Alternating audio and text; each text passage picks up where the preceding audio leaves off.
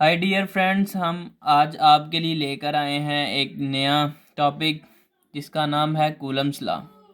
Coulomb's law एक बहुत important law है। इसकी बहुत सारी एप्लीकेशंस हैं। इलेक्ट्रोस्टैटिक्स जब हम पढ़ते हैं तो इसको हम जो है वो इसकी एप्लीकेशंस को भी स्टडी करते हैं और कूलम्स लॉ को भी। लेकिन आज हम जस्ट जो है वो कूलम लॉ को स्टडी करेंगे। कूलम लॉ क्या है, इसकी मैथमेटिकली फॉर्म क्या है और इसकी वेक्टर फॉर्म क्या है। सबसे पहले हम इसको डिफाइन करते हैं कि कूलम्स लॉ होता क्या है। The electric force between two point charges is directly proportional to the product of the magnitude of the charges and inversely proportional to the square of the distance between them।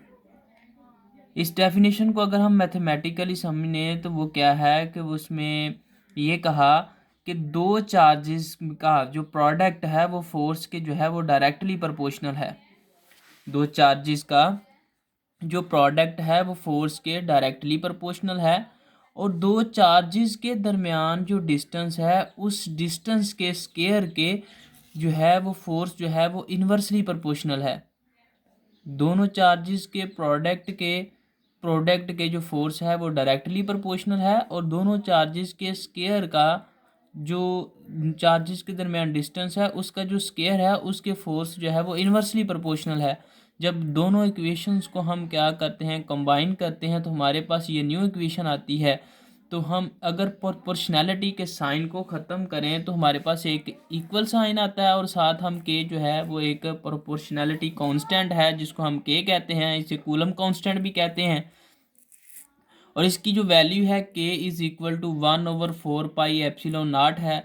अगर four है, four को हम multiply करते हैं पाई के साथ 3.14 और epsilon not की जो वैल्यू है 8.85 मल्टीप्लाई 10⁻⁻12 कूलम स्क्वायर पर न्यूटन पर मीटर स्क्वायर।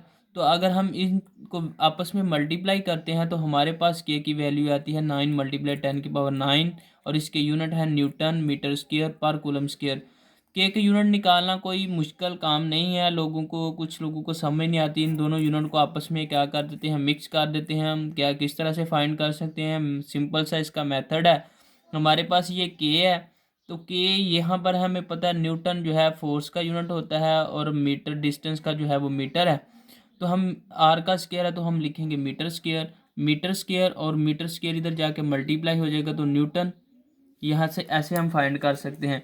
फोर्स के यूनिट है वो न्यूटन हो जाते हैं और ये डिस्टेंस है उधर जाके ये मीटर स्क्वायर बन जाता है और ये नीचे आ जाता है कूलम।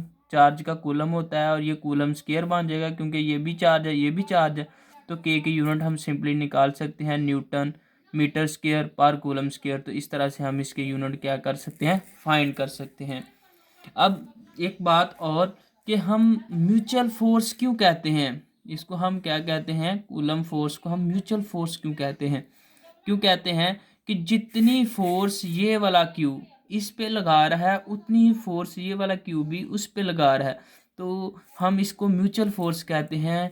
ये दोनों जो हैं वो मैग्नीट्यूड में जो हैं वो इक्वल होती हैं और ऑपोजिट जो है वो डायरेक्शन में होती हैं, इसलिए हम इनको म्यूचुअल फोर्स कहते हैं। और एक इम्पोर्टेंट बात जो हमने डेफिनेशन में पढ़ा कि पॉइंट चार्ज क्या होता है। पॉइंट चार्ज को हम इस तरह से डिफाइन करते हैं कि a charge is said to be a point charge if it's size is very small as compared to the distance from another charge. मतलब ये कि ये चार्ज जो है इसका साइज जो है वो इन दोनों के दरमियान डिस्टेंस के कंपेरेटिव अगर स्मॉल है तो हम क्या कहेंगे, इसको पॉइंट चार्ज भी कह सकते हैं। ठीक है, अब हम स्टडी करते हैं कि वेक्टर फॉर्म क्या होती है। वेक्टर फॉर्म वही सिंपल कि हमने हमारे Q1 ने जो Q2 पे फोर्स लगाई तो उसको हम कहेंगे F21 और जो इसका यूनिट वेक्टर होगा वो R21 होगा। और इसी तरह Q2 जो Q1 पे फोर्स लगा रहा है तो उसका हम कहेंगे 1 2, क्योंकि 2 ने 1 पे फोर्स लगाई है।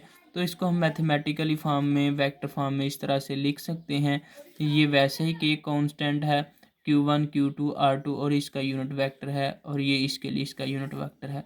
ये था आज का हमारा लेक्चर। दोस्तों अगर आपको इसकी समझ आई, इसको आपने अंडरस्टैंड अच्छी तरह से किया, तो इसी तरह आप हमारे चैनल को लाइक करें, सब्सक्राइब करें ताकि हम आपके लिए न्यू वीडियो लाएं। Thank you. अल्लाह हाफिज़।